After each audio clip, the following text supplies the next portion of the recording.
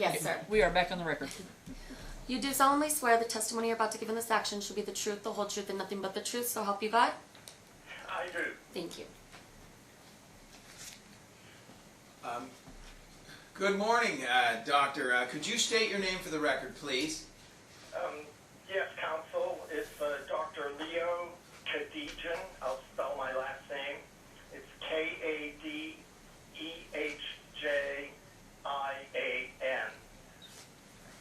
And where are you currently employed, or what do you currently do?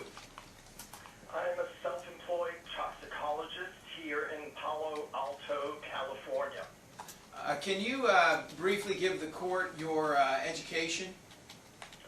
Yes, I can, counsel. I started my undergraduate education at Harvard University in Cambridge, Massachusetts, where I took my first chemistry classes.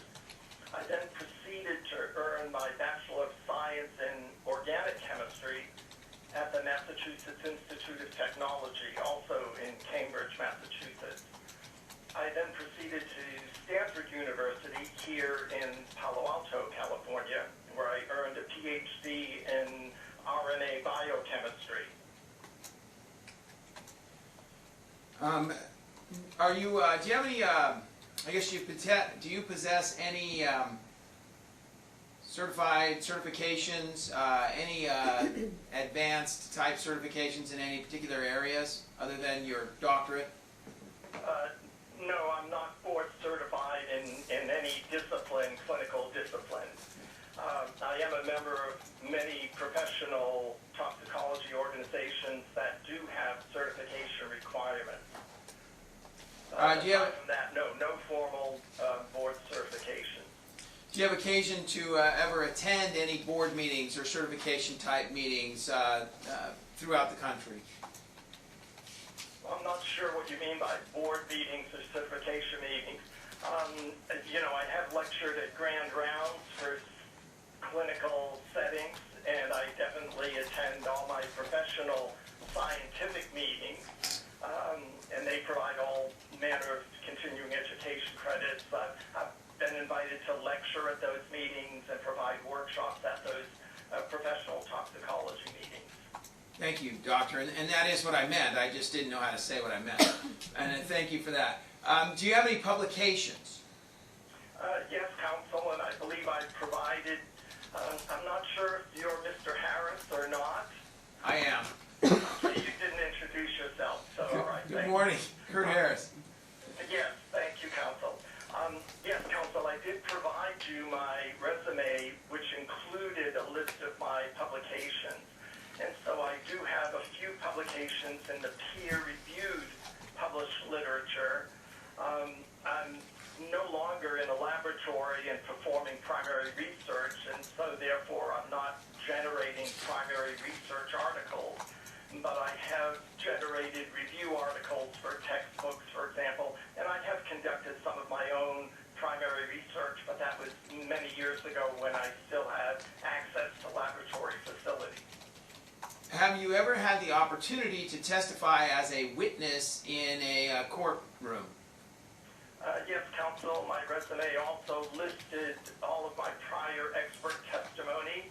I have not enumerated them recently, but I believe it's on the order of 150 or maybe 200 cases, and that includes county, state-level cases, federal district court cases, and international cases involving a variety of drug testing issues.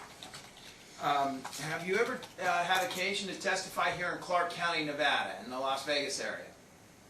Yes, counsel, I have. I believe a few years ago I testified on a sweat patch case before Judge Duckworth.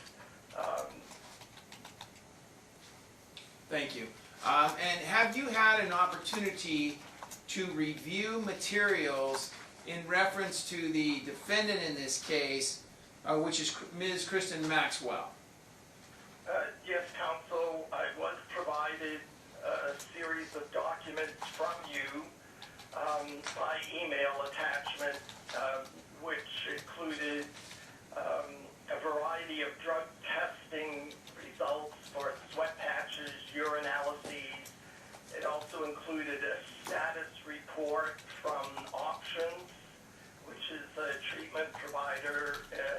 Vegas. And so I have carefully reviewed all of those documents, and as part of that review, you have requested that I provide a report providing my clinical toxicology opinion of those materials. Okay. And based upon your review of those materials and that information, have you formulated opinions with regards to that information you've been provided? Yes, counsel, as I just indicated, I did provide to you a 10-page report reviewing all of those materials and my clinical interpretation of the test results, and my opinion was supported by 15, 16 references from the peer-reviewed, published analytical and clinical toxicology literature. And your report, that does contain your opinions, correct? Yes, counsel, it does. Your Honor, at this time we would move to accept Dr. Kadesian as an expert to testify in regard to this matter with regard to toxicology and essentially all things chemistry. Well, I won't go that far. Something's chemistry. To the extent that he has been previously accepted as an expert witness in numerous courts, but I did not hear foundation to chemistry, although I read his, I think it would, yes, I'm no Okay, objection. so admitted. I was just going to say, I've read his So CBE. allowed. So And- yeah, he's an expert. Okay. And Your Honor, at this time we would move to admit Exhibit 8, which is Dr. Kadesian's report. Any objection? No objection. So admitted. Thank you. Thank you, Doctor. Can you, with regard to your report and the information that you were able to formulate an expert opinion on, what is your opinion with regards to the findings in relation to Ms. Maxwell? Well, the clinical laboratory report included sweat patch test results and urinalyses. So I've reviewed all of those documents. I'll try to summarize. There were 16 sweat patch results that were provided from clinical reference laboratory, one-page reports, and the accompanying chain of custody documents. I am familiar with clinical reference laboratories. I've visited that laboratory. I've gone through all of their sweat patch testing operations. I've lectured at that laboratory. I'm very familiar with the director of the laboratory, so I hold the analytical results are accurate and reliable. I reviewed those 16 patch results that were all reported confirmed positive by mass spectrometry for methamphetamine and accompanied by its metabolite, amphetamine. We expect when methamphetamine is ingested that amphetamine will be formed as a metabolite, and the laboratory actually requires the presence of amphetamine as a metabolite before it can report a positive for methamphetamine.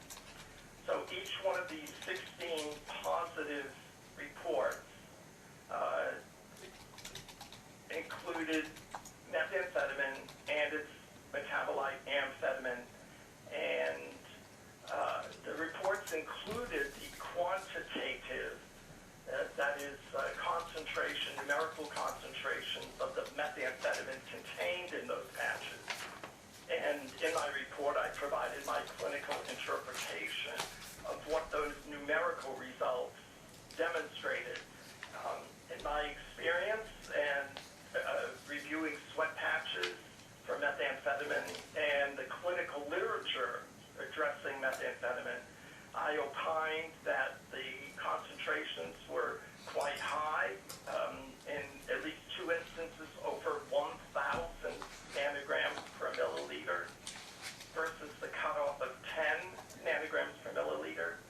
The average of the 16 patches was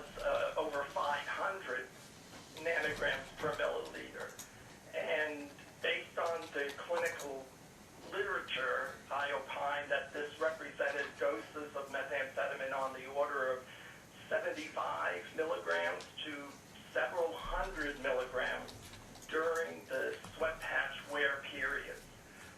We can't know exactly the dosing, of course, and we can't know the pattern of dosing because the sweat patch is a cumulative device. So it doesn't necessarily indicate that there was a single use or multiple smaller uses. We can't know that from the cumulative result of the sweat patch. But in my opinion, and again based on the peer-reviewed literature, this represents significant use of methamphetamine during each of these 16 sweat patch wear periods. I also mentioned that I received urinalysis reports from Corden Laboratories, and I am familiar with Corden Laboratories as well. I've visited their facilities and met with their scientific staff and provided my judgment about their ability to produce accurate and reliable results. There were 13 reports, but only 12 actual reports from the laboratory. And those reports indicated that the urinalyses were negative at their screening cutoff of 1,000 nanograms per mil. It's important to recognize that the word negative on any laboratory report can never be taken to mean there was no drug in the specimen. There could have been 900, 800, 700, 600 nanograms per mil of methamphetamine in the specimen. Several of the urinalyses were also collected separate from the patch wear period, in which case they have no analytical or clinical relevance to the sweat patches themselves. But several urinalyses were collected during the sweat patch wear period. And a negative urine result and the positive sweat patch appear to be discordant on their face. But there's nothing clinically irregular about that observation. Urine tests will remain positive for 1 or 2 days after meth use. But the patches that are worn for a week or longer allow ample time before the urinalysis or after the urinalysis for there to be drug use that's accurately detected in the sweat patch, but that may lead to a negative result in the urine. So I outlined this in detail in my report, and that's why I hold that those negative reports cannot impugn the probative value of the positive sweat patch test results.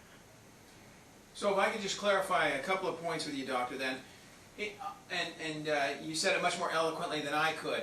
For a urinalysis, it would be a much tighter window of testing than a patch would encapsulate, and therefore you could get a different result based upon just the timing of the test, as far as the urinalysis went. Is that correct? Yes, that is the summation of my testimony, the respective time frames for the detection of drug use with these different specimens. And secondly, cutoff point for a urinalysis would be 1,000 nanograms? The cutoff that was used by the laboratory was 1,000 nanograms per milliliter of urine. Modern laboratories also offer a 500 cutoff for the screening, for the initial screening. But this laboratory used 1,000 cutoff as indicated in the laboratory reports. Okay, so Cordant, I guess, used 1,000 nanogram cutoff with regard to Ms. Maxwell's testing based upon the information you were provided. Is that correct? Yes, that is absolutely printed in the laboratory reports I received from Corden. So it doesn't necessarily mean no drug, and you did say this in your report, and I just wanted to emphasize, that doesn't necessarily mean no drugs in the specimen, just no drugs measured above 1,000 nanograms. Is that a question? Yes, I think so. Yeah, okay. Yes, that's accurate. I just wanted to clarify that. And I emphasized in my report that for any test, whether it be sweat, urine, blood, hair, saliva, meconium, the word negative on any laboratory report can never be taken to mean that there was no drug in the specimen.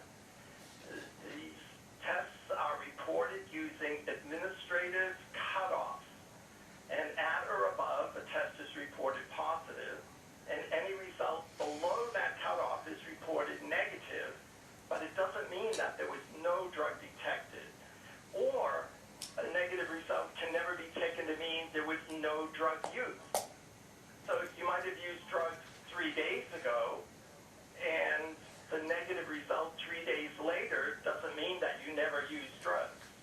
So it's very important that we understand the time frames of detection of drug use for each specimen and for each cutoff that the laboratories are using. And so in your report, the matrix there at page 3, you're definitely reporting the levels that were found in the patch, but some of those levels would not necessarily have shown up on the UA, correct? Well, it's not just the level itself, but it's the timing between each respective test.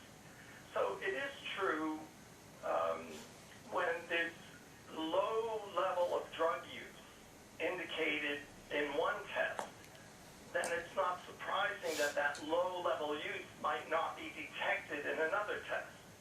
Every test has its own sensitivity to identify drug use. And so if there's a large amount of drugs, then we might expect that amount in other specimens to be detectable. So her concentrations on the table in page 3 did range from a low of 66 nanograms per mil in the sweat patch to as high as 2,166.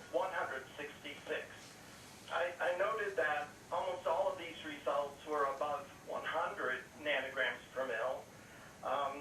Several were above 200 or 500, and there were 2 even above 1,000. So we have a large range in the amount of drugs that were used during the sweat patch wear period. And these are, as you stated, these are quantitative results that you're testifying in regard to, amounts that are found. Is that correct, Doctor? Yes, the laboratory tests the sweat patch specimen actually using 3 separate biochemical techniques, analytical techniques. And the final technique involves mass spectrometry, which definitively identifies the drug in question. And it also provides a quantitative numerical result of the concentration. And that's important to understand. Positive and negative is often not sufficient to truly understand the drug use situation.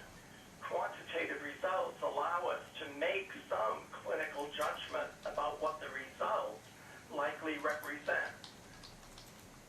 Are you aware, Doctor, of any prescription medication that would mimic the testing that you've been able to review with regard to Ms. Maxwell that would indicate methamphetamine use? Yes, counsel, I am aware of such prescription medications. We have to remember methamphetamine is a Schedule II controlled drug. It is available by prescription. It is very rarely prescribed for ADHD or obesity disorders, very rarely prescribed. Usually amphetamine, also a Schedule II controlled drug, is prescribed for those purposes. So there is a source of methamphetamine by prescription. I believe it's called desoxin. But nothing in the record provided to me indicates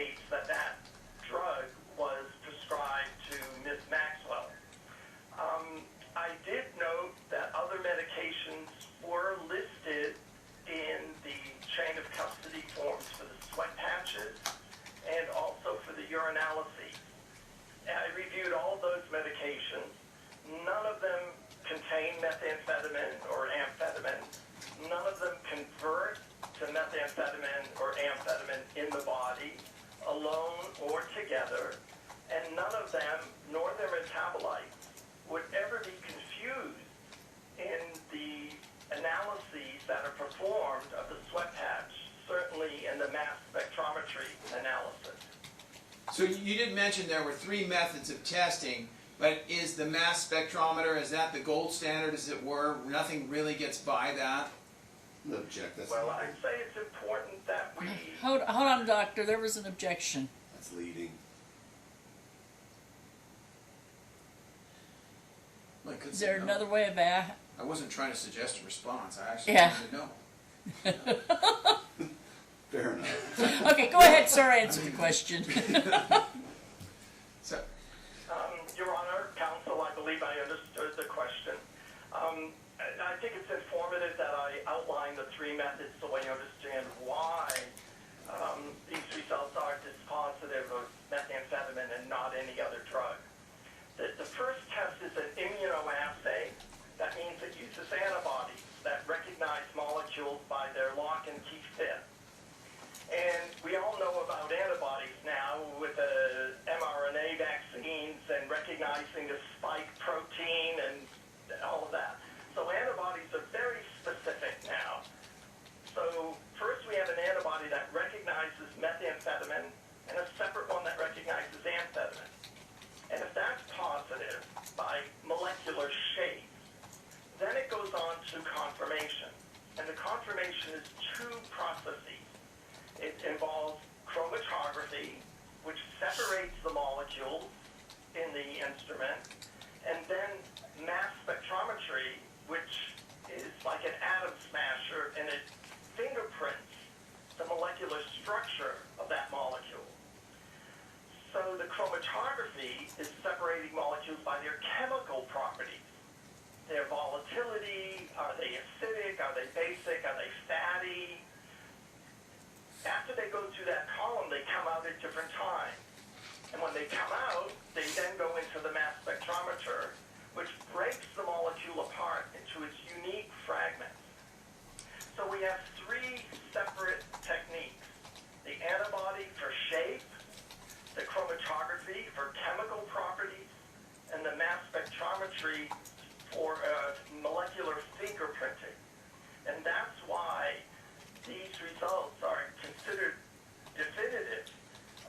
The mass spectrometry is the ultimate at the end of the story, and it is regarded as the gold standard of, definitive testing. So I would hold that there's no basis to judge that this methamphetamine that was detected and the amphetamine detected could be anything other than methamphetamine and amphetamine. based upon your expert opinion, doctor, have you formulated an opinion as to whether or not Ms. Maxwell used or is using methamphetamine? So the way you've worded that, use implies conscious use of the drug, conscious ingestion, as opposed to some innocent exposure scenario.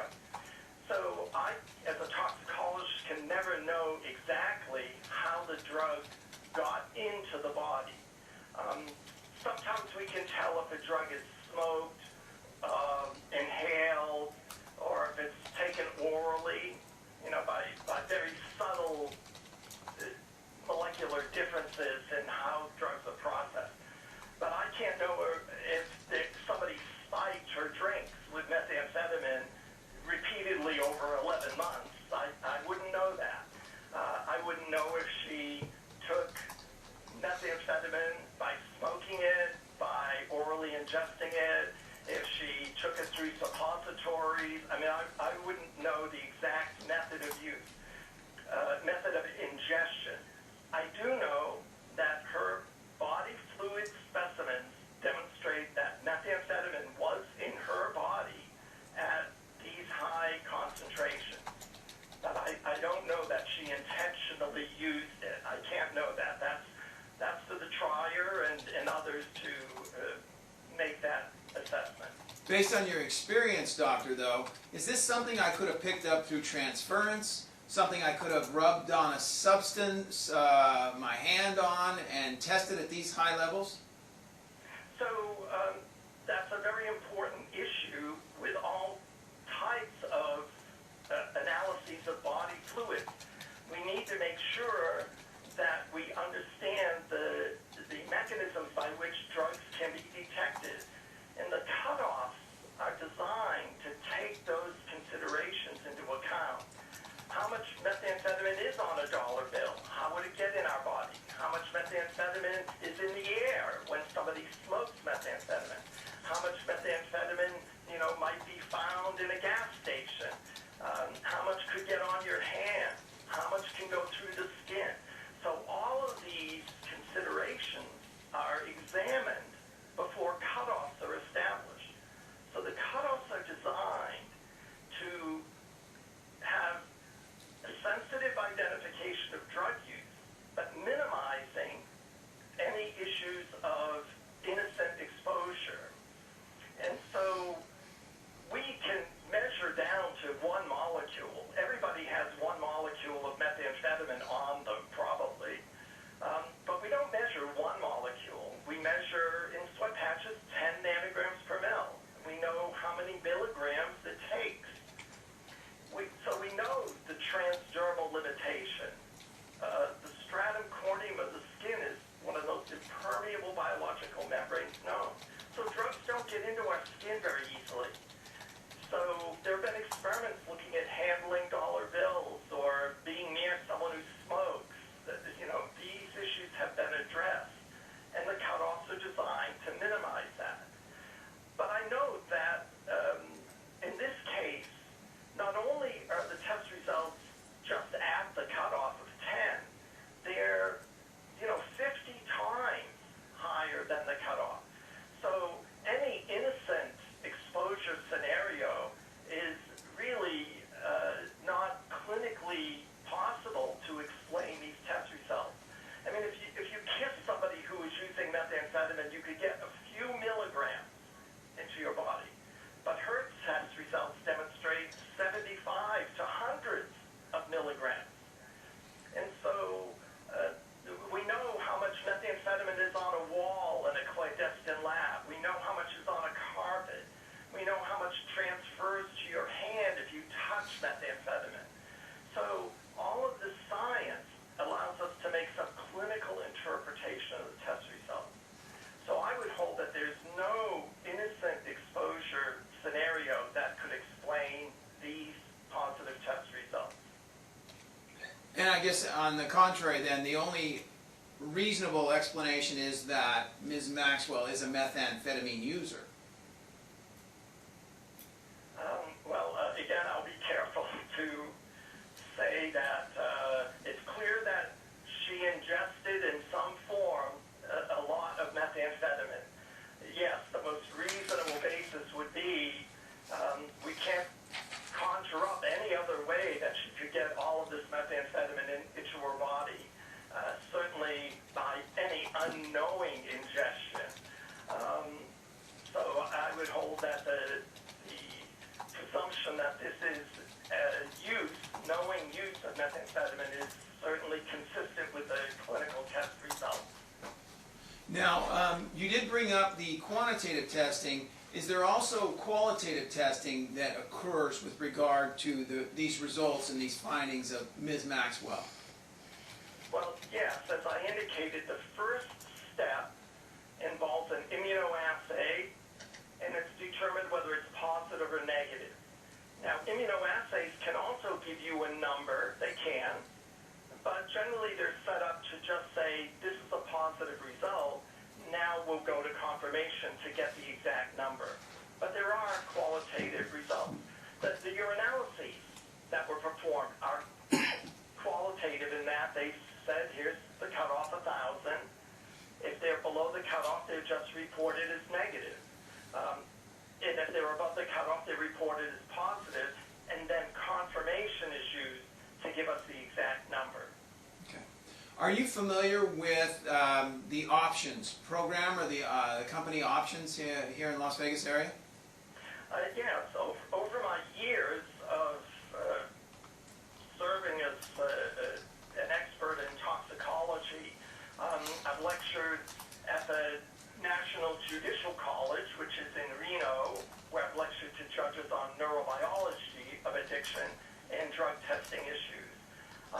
And so I've been to that at many occasions. I've actually lectured to the drug courts, both in Reno and in Las Vegas. And through all of those years, I've had familiarity with options as a drug treatment program. They actually contracted with me to write an expert report on some sweat patch interpretive issues. So I've had many communications with options staff, with Cammie Reeves, and have reviewed test results from several of the options clients.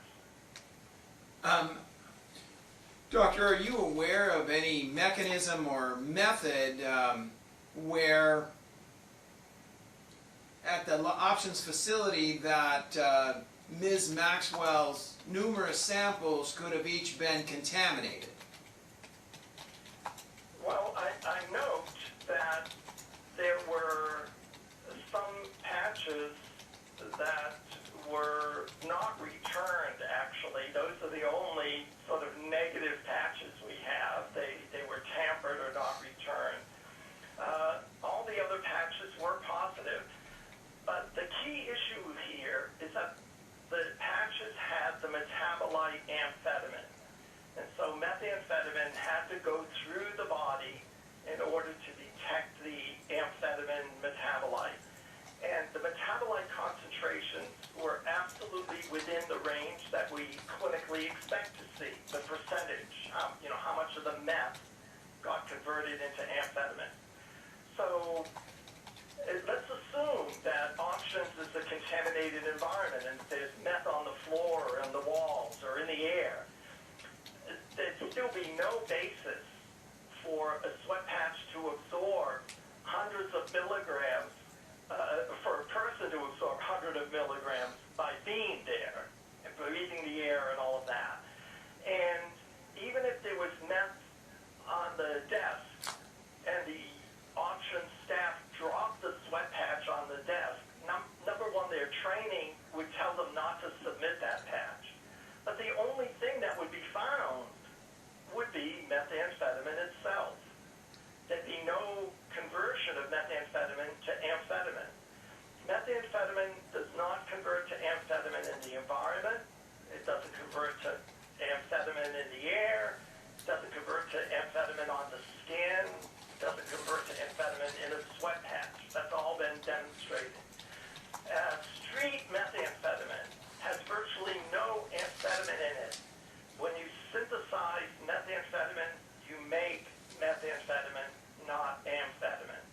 And pharmaceutical methamphetamine, Schedule 2, has no amphetamine in it. So the opportunity for a sweat patch to be contaminated from an environment would still not generate any amphetamine in the patch. The amphetamine gives us confidence that the drug went through the body. Now, the labs you mentioned, Cordant Lab and Research Clinical Reference Laboratories, is that also known as CRL?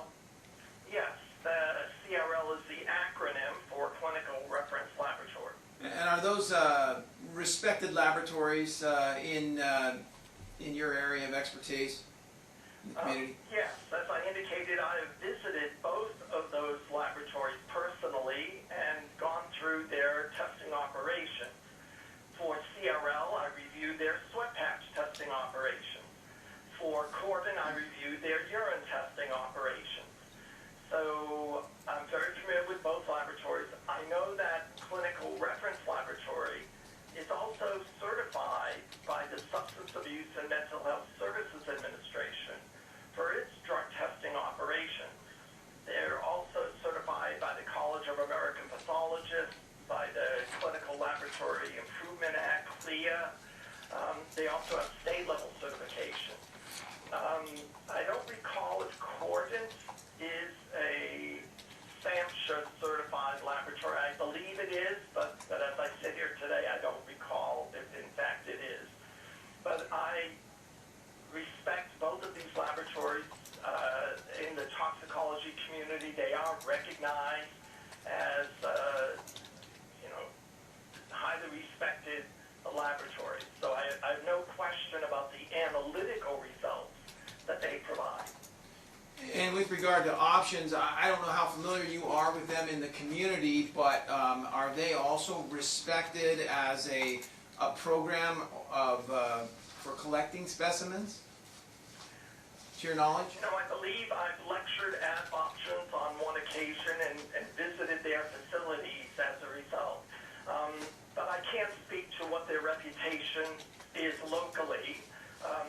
My guess is that they don't have a national footprint. So, many of my toxicology colleagues wouldn't necessarily know about Options. I would think it would just be a local reputation. But my personal experience with them is that they have a diligent and respected operation for the collection of specimens and reporting those results to the treatment providers and the court, etc. So I respect Options, and I would hold that their operations are diligent and comporting with good scientific and analytical principles. And just with regard to your testimony, Ms. Reed, have you been available to her as a resource in the past or currently? Has she sought out information from you? Yes, as I indicated in my earlier testimony, I've had a number of communications with Ms. Reed, and she has contacted me on many occasions for brief consultation about issues that have come to her attention from her client population. So I've had a long opportunity to speak with her and educate her, if you will, about a number of toxicology issues. Doctor, have the opinions that you've given here today and rendered, are they accurate within a reasonable degree of certainty in your field of toxicology and I think it's pharmacology or pharmacokinetics of drugs? Yes, counsel. You'll note that I support my opinions always with citations from the peer-reviewed published literature. That peer-reviewed published literature is what's relied on by all of my colleagues to demonstrate what the state of the science is. And so my opinions are always supported by reference to the peer-reviewed literature. And thus I hold that they comport with, to a reasonable degree of scientific and clinical certainty. Okay. Thank you so much for your time, Doctor. I have no further questions. You're welcome, counsel. Good morning, Doctor. My name is Melvin Grimes. I'm the attorney for Ms. Maxwell. How are you this morning? I'm fine, counsel, and yourself? Another day in paradise. As long as it's not 105 degrees. Yes. I actually still enjoyed it at 105, but everybody's different. Doctor, were you paid for your appearance today? Not yet, Okay. but I will submit an invoice after the proceedings. Are you employed any way by Pharmachem? By Pharmachem? Counsel, I am not. You were asked this, how many times have you appeared in court as an expert to defend the patch? Well, I'm not sure I would always characterize my testimony as appearing to defend the patch. My appearance in court I view as science in the service of society. My role is to assist the trier in understanding the drug use status of those in front of them. My goal is not to defend the patch or to assist counsel in winning their case. It's science in the service of society. I've appeared in court probably 100 times. COVID certainly led to many Zoom appearances. And generally I'm retained by those who are using sweat patch test results to identify drug use within their clients. So generally I'm retained to assist the trier in understanding the probative value of sweat patch results. If that demonstrates that the sweat patch is an accurate and reliable method, then that's what the science shows, and that's what I believe. And in fact, you have appeared over 100 times in cases to defend the results of the patch, correct? Counsel, I'll correct your wording again. I've appeared to testify about the science of the sweat patch and assist the trier in understanding the drug use status of those in front of them. If my testimony ends up defending the patch, that is the issue of the science that I believe has been demonstrated. So yes, I have testified over 100 times to demonstrate that the sweat patch is an accurate and reliable device. Okay. Have you ever been compensated by PharmChem? Yes, counsel, I have on a few occasions. Very early on, in the very first sweat patch cases, I believe they paid for my travel to a local California jurisdiction. A more recent occasion, they asked me to write an expert report regarding methamphetamine contamination in housing. This was not case specific. This was not being paid to provide any testimony, but I was paid by them to write this report. So yes, the answer is I have been paid by PharmChem on a few occasions. Okay. As part of your review of literature, are you familiar with the report written by David Kidwell and Melissa Long for the Naval Research Laboratory? Yes, counsel, I'm very familiar with that report. Good. I didn't realize you were appearing by video. I actually thought you were going to be in person. That report was done at the behest of the Naval Research Laboratory? Is that correct? Counsel, I'm not sure of that. I know it was performed at the Naval Research Laboratory where Dr. Kidwell is an employee, Okay. and Dr. Smith joined him in a sabbatical type setting to perform this research. But I believe the research was funded through the Department of Justice, the National Institute of Justice, but it was performed at the Naval Research Laboratory. But I can't speak to who originated the desire to do the study. Okay. But it has now been published and is part of the regularly available peer-reviewed documents, correct? No, counsel, I think that mischaracterizes that report. That report was published as a DOJ, Department of Justice document, but as far as I know, it was not published in any of the peer-reviewed analytical toxicology literature. It was just a DOJ report that was written by Kidwell and Long, and I don't recall ever seeing that report in any of the toxicology, peer-reviewed toxicology literature. That's not to say I demean any of the science there. I just want to make sure it's not mischaracterized as being peer-reviewed. Fair enough. Your Honor, we have submitted it as proposed Exhibit E, and I would ask for the admission of proposed Exhibit E. And Your Honor, we object that it was not disclosed during discovery and was not disclosed properly prior to the time of trial.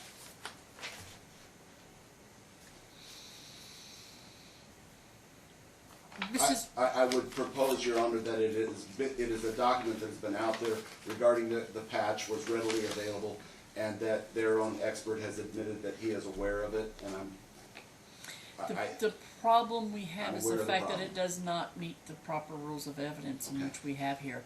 It would be an automatic overturn no matter what it says or what comes out if I admit it. Okay. Though afterwards, may I read it?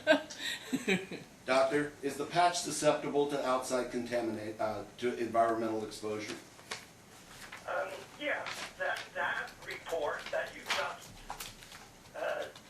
proffered as an exhibit, as well as another report out of the Naval Research Laboratory, has demonstrated that the patch can be contaminated under laboratory conditions.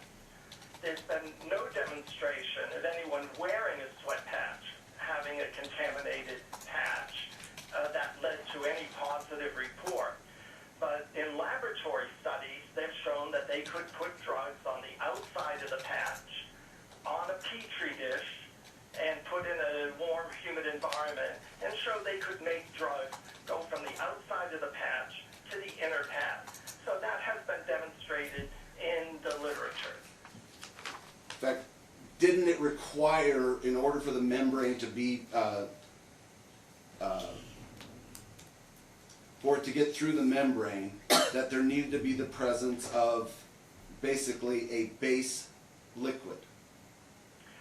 It really depended on the drug in question, but what was important was the pH of the solution.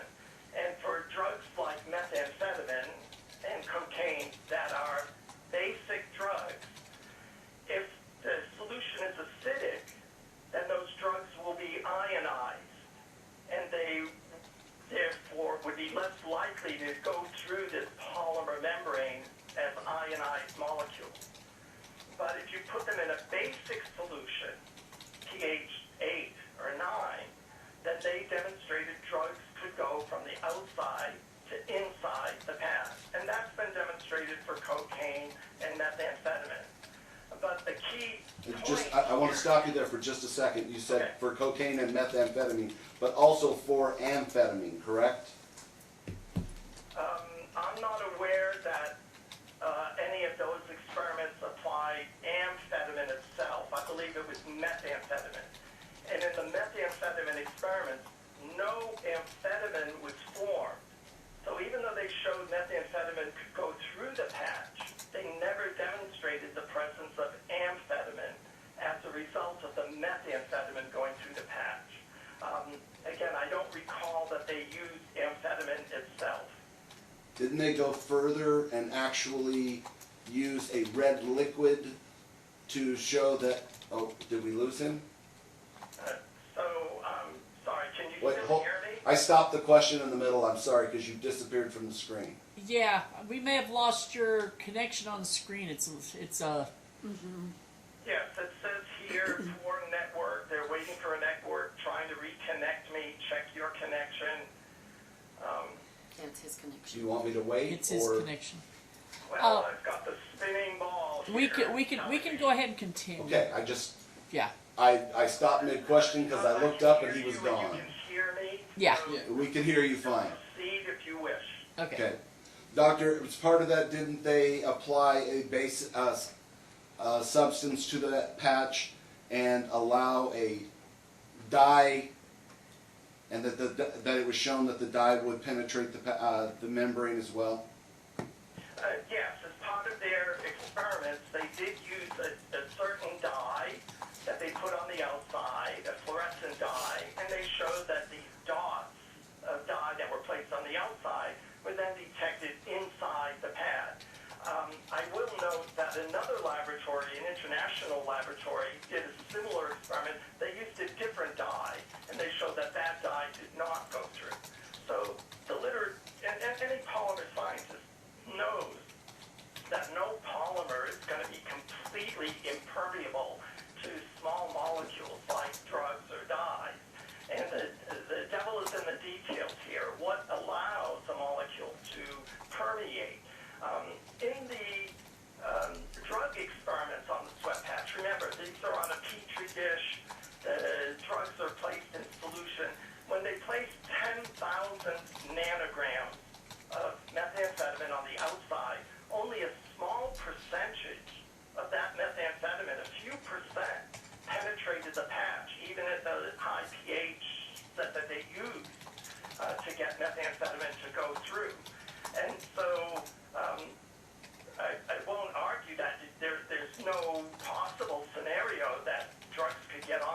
reaction, get in a high solution, and then go through. But there's no demonstration that amphetamine would be formed in any of these, and certainly not in amounts sufficient to generate patch results that we're observing in this case. When the sweat patch was submitted for use in federal workplace programs back in 2004, the Federal Substance Abuse and Mental Health Services Administration reviewed those studies, and they wrote in the Federal Register that they did not believe that any external contamination could occur in any real-world wear scenario. That actual quote in the citation to the Federal Register is in my report. Okay. Let me go a little bit further then. Isn't We're it back true? on video. And again, if this is, oh, he's back. Doctor, We missed you, Doctor. and if you do not know, Amazing is, here I am in Silicon Valley. I'm in the heartland of technology. You'd think this would all work. Yes. no comment. Doctor, isn't it true that the production, not the taking of methamphetamine, the production of methamphetamine usually results in the production of amphetamine as well? No, that's not true. I'm unaware of any literature that demonstrates that any of the methods that have been used to synthesize methamphetamine in an illicit manner generates any significant amount of amphetamine. If you examine street methamphetamine, it has negligible amounts of amphetamine, if any. That's not to say that somebody could take amphetamine and mix it in with their methamphetamine, but the synthetic methods don't demonstrate that amphetamine is formed. So, let me ask you this, and again, Oh, my video is frozen again, or your video is frozen again. He's oh, frozen. we're going to proceed. Yep, that's fine. Are you familiar with an article from 2020 called Environmental Methamphetamine Exposure and Health Effects by Jackie Wright, Michaela Kennelly, and Kirsten Ross? Again, you were asking if I'm aware of an article that involves methamphetamine exposure And health effects. and health effects. And who are the authors of the journal? Jackie Wright, Michaela Kennelly, and Kirsten Ross, Stuart Walker from the National Center for Biotechnology Information. So NCBI is the National Center for Biotechnology Information. That's part of the National Institutes of Health. And it is the research archive for peer-reviewed published articles from around the world. I search that database virtually every day. But if you found an article there, the journal title should also be there. I can assure you that I'm very aware of the published literature on environmental meth exposure. And in the report that I issued for Farm Chem on meth-contaminated housing, I did address that literature that deals with environmental exposure to methamphetamine. And are you aware? I'm still not sure of the exact article that Okay. you're referencing. Sorry, I scrolled down to where I wanted to be, but the actual title, and again, I can't ask you about it if you're not aware of it, so I need to know if you've actually read it. Environmental Methamphetamine Exposure and Health Effects. And you said the author is Wright. Is that W-R-I-G-H-T? Correct. Okay, just one second. Let me search. So adverse health effects. This is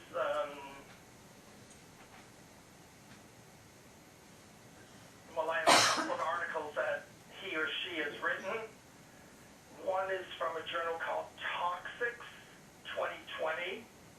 That looks to be it. The other is from the Morbidity Mortality Weekly Report from Nope. 2017. No, it would be the 2020 article. From the journal Toxics. Is that correct? Yes. Okay. So I have, this is 25 case studies. Doctor, are you aware of this article and are you familiar with the contents of it? Well, so I'm trying to make sure that I'm looking at the article you're talking about. So the full title of the article is Environmental Methamphetamine Exposures and Health Effects in 25 Case Studies. Correct.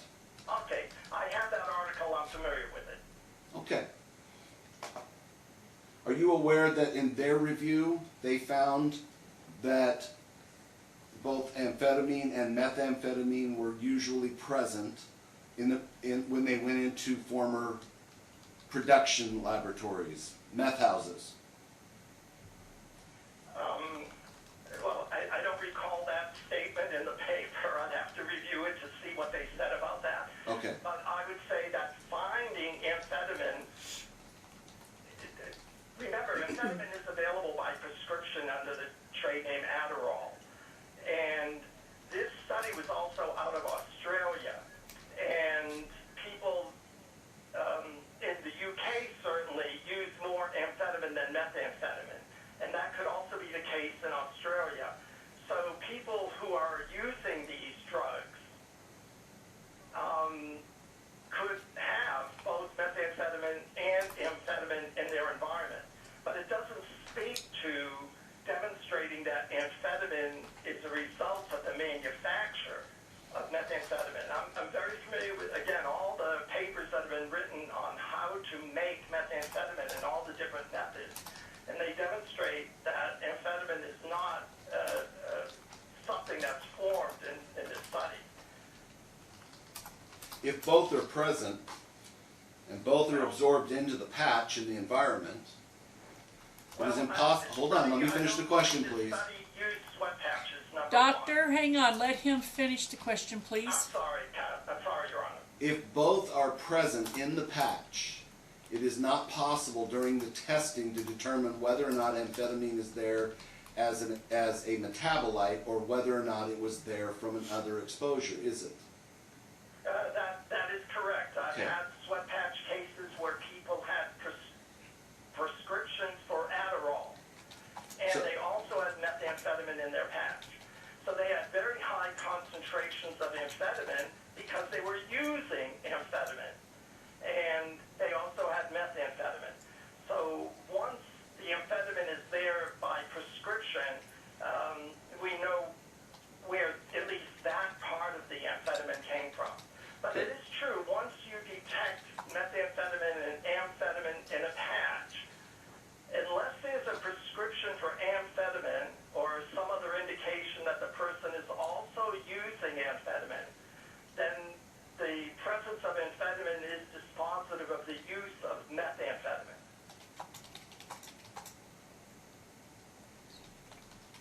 Going back to the Navy research report, one of the things that they said was that most drugs, at higher pHs, most drugs of abuse are neutral and therefore their solubility in the membrane is more susceptible. Is that correct? Yes, counsel, I believe I